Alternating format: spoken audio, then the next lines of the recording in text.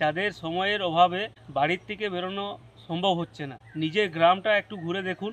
যদি সম্ভব হয়, যারা জঙ্গল সংলগ্ন এলাকায় থাকেন, জঙ্গলে গিয়ে কিছুক্ষণ সময় কাটান প্রকৃতির কোলে, দেখবেন অসাধারণ একটা সময় কাটবে এবং দারুণ একটা ভ্রমণের অভিজ্ঞতা হবে। আপনারা যারা আমার প্রথম থেকে যারা নিয়মিত দর্শক আছেন তারা জানেন, মূলত আঞ্চলিক ইতিহাস সংরক্ষণ এবং খোঁজার উদ্দেশ্য নিয়েই এই কাজ শুরু করি। আঞ্চলিক ইতিহাস এবং দুষ্প্রাপ্য ভেষজ উদ্ভিদ চিহ্নিতকরণ, সংরক্ষণ তথ্যচিত্র আকারে আপনাদের সামনে তুলে ধরতাম। আপনাদের সহযোগিতা, আশীর্বাদ, ভালোবাসায় আজ এক্সপ্লোরার সৌরভ দাস 50,000-এর একটা পরিবার হয়েছে।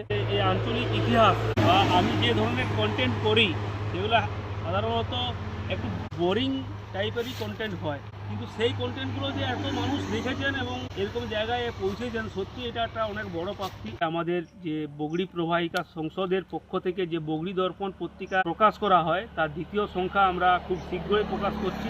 আপনারা যারা দেখা যেতে চান, আমাদের যে অফিসিয়াল হোয়াটসঅ্যাপ নম্বর এবং মেল আইডি আছে, সেখানে আপনারা আপনাদের লেখনী পাঠান।